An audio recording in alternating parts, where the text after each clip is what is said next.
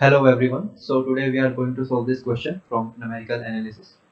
और इस क्वेश्चन में हमें एक सिस्टम ऑफ इक्वेशन दिया हुआ है, लीनियर सिस्टम ऑफ इक्वेशन, और हमसे बोला है अगर हम इसको जैकोबी इटरेशन स्कीम से सोल्व करना चाहें तो देखो जैकोबी इटरेशन स्कीम में जैकोबी या गॉस सीडल में एक इनिशियल गैस हमें लेना होता है, ठीक है ना। एक इनिशियल गैस हमें प्रोवाइड करना होता है एज अ सोल्यूशन। इसको हम यूजुअली 0 0 0 भी मान लेते हैं। देन फिर इटरेशन करके हम सॉल्यूशन के नज़दीक पहुंचते हैं।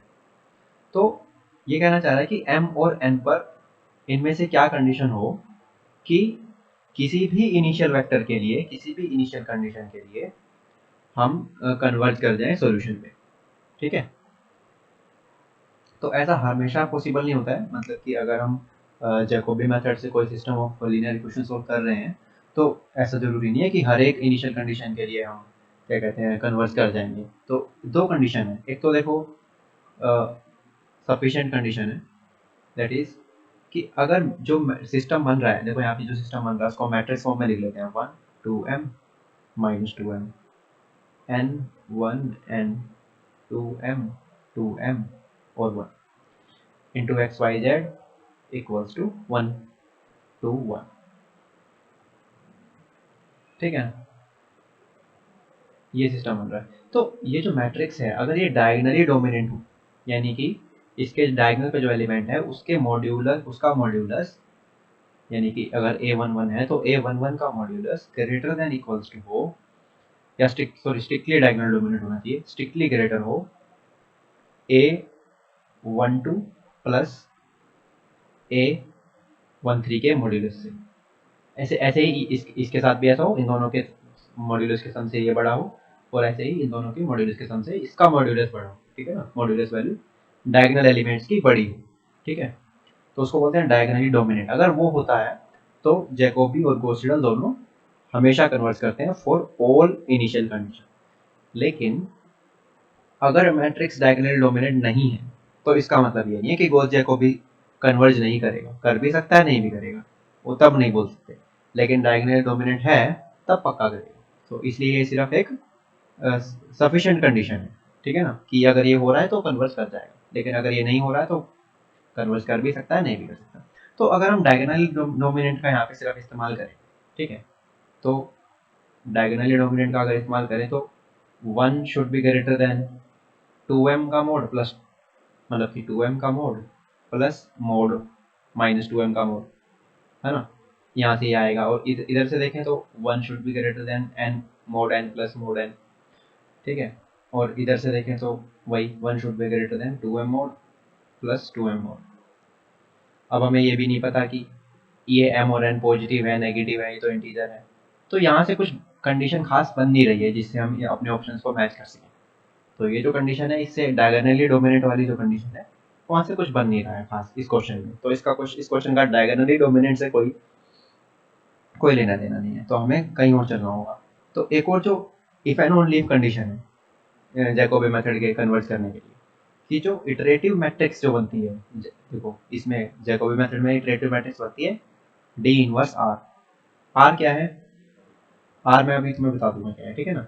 तो ये जो मैट्रिक्स है अगर इसका स्पेक्ट्रल नॉर्म, अगर इसका स्पेक्ट्रल नॉर्म 1 से छोटा है तो Jacobi method converges if and only if this इसका स्पेक्ट्रल नॉर्म इस मैट्रिक्स का लेस देन 1, ठीक है, for all initial condition it converges. तो ये डी इनवर्स आर क्या है और कैसे निकालेंगे, और ये स्पेक्ट्रल नॉर्म क्या है, ठीक है। तो सबसे पहले डी इनवर्स आर निकाल लेते हैं। देखो मैट्रिक्स को हम दो पार्ट्स में डिवाइड कर सकते हैं, A is equals to D plus R. तो ए में तो सिर्फ डायगोनल एलिमेंट्स आ जाएंगे जो कि 1 1 1 है, प्लस आर में बचे हुए एलिमेंट आ जाएंगे, यानी कि डायगोनल को छोड़ के 2m यहाँ पे था, यहाँ पे -2m था, यहाँ पे n, यहाँ पे 0, यहाँ पे n, यहाँ पे 2m 2m और g, ठीक है। ये बन गया। अब इन दोनों को ऐड करोगे तो तुम्हारी ए मैट्रिक्स आ जाएगी जो ax इक्वल्स टू भी हमारा सिस्टम है ओरिजिनल। अब यहाँ से अगर हम डी इनवर्स आर निकालें, ये डी है ये आर है, तो डी इनवर्स तो आई है, आई का इनवर्स आई ही रहेगा, इंटू आर करेंगे तो आर डी इनवर्स आर ये आ जाएगा हमारा, ठीक है। इसको लिख लेते हैं यहाँ पे D inverse R is equals to 0 2m minus 2m n 0 n 2m 2m 0, ये आ गया हमारा D इनवर्स R। अब D इनवर्स R की जो स्पेक्ट्रल नॉर्म है वो 1 से कम होगी तो मेथड कन्वर्ट करेगा for all initial condition. Spectral norm क्या होती है? स्पेक्ट्रल नॉर्म होती है हाई लार्जेस्ट आइगन वैल्यू का मॉड्यूलस। ठीक है, जो लार्जेस्ट क्यों कह रहा हूँ कि उसका जिसका मॉड्यूलस सबसे ज्यादा हो उस आइगन वैल्यू का modulus is the spectral norm of A matrix. ठीक है, तो इसकी आइगन वैल्यूज हमें निकालनी होंगी। आइगन वैल्यू निकालने के लिए हम इस इक्वेशन को सॉल्व कर लेते हैं। X I minus A determinant equals to 0 को इसको सॉल्व कर लेते हैं। तो यहाँ हो जाएगा x, ये हो जाएगा x 2m minus 2m n 0 n, sorry यहाँ पे 0 नहीं आएगा, यहाँ पे x आ जाएगा और यहाँ पे 2m और यहाँ पे 0। अब इस डिटर्मिनेंट को 0 के इक्वल कर देते हैं, यहाँ से हमारी आइगन वैल्यूज आ जाएंगी।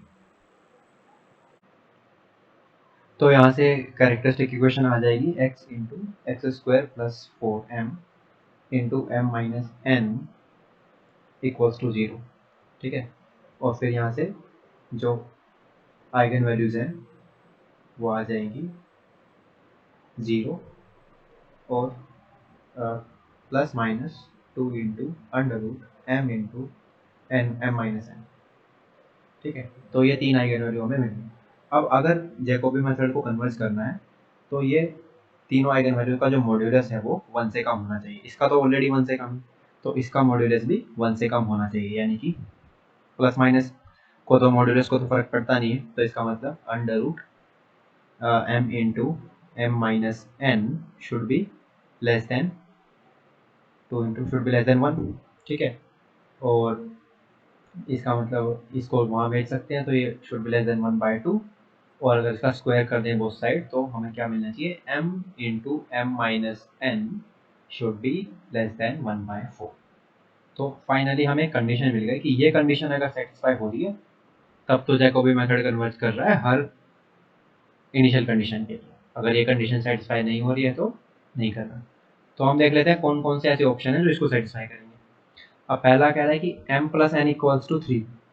अगर m प्लस एन 3 है तो जरूरी नहीं है ये कंडीशन सेटिस्फाई हो, क्योंकि m को 2 ले लो, ठीक है, और n को 1 ले लो, तो यहाँ से क्या हो जाएगा 2 इंटू 1, ये तो छोटा नहीं है 1/4 से, गलत है ये स्टेटमेंट, तो इसका मतलब ए रॉन्ग हो गया। बस हमें देखना है ये कब सेटिस्फाई होगा। ठीक है ना, तो अगर m n से बड़ा है, m is greater than n है, तब कोई ज़रूरी नहीं, अभी हमने काउंटर एग्जांपल लिया था कि m को 2 ले लो और n को 1 ले लो, तो ये फॉल्स हो जाएगा, कंडीशन सेटिस्फाई नहीं होगी। तो इसका मतलब m ग्रेटर देन n भी कोई ज़रूरी नहीं है। ठीक है, अब कह रहा है कि m छोटा कर दो और n को बड़ा कर दो, तो भी ज़रूरी नहीं है, क्योंकि अगर हम लेट्स से m को ले लें -2, ठीक है, अब n को थोड़ा सा बड़ा लेना है तो n को -1 ले लें। ठीक है, तो अब देखो क्या होगा, अब हमने n को बड़ा तो ले लिया और वहाँ पुट करते हैं जब, तो m की जगह -2 पुट किया, m माइनस n किया, यानी कि दिस माइनस दिस किया, तो -1 आ गया, और फिर माइनस माइनस कर मल्टीप्लाई होकर 2 बन जाएगा। 2 तो इससे बड़ा होता है 1/4 से, तो ये भी गलत हो गया, तीनों गलत हो गए। अब डी की बात कर लेते हैं।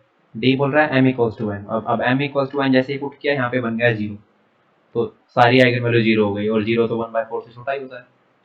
ठीक है, तो इसलिए only option D is the correct option. तो इसमें याद क्या करना था कि Jacobi method if and only if तभी कन्वर्ज करता है when its iteration matrix which is D inverse R का स्पेक्ट्रल नॉर्म जो है वो 1 से कम। Okay, so that's it for today and thank you for watching.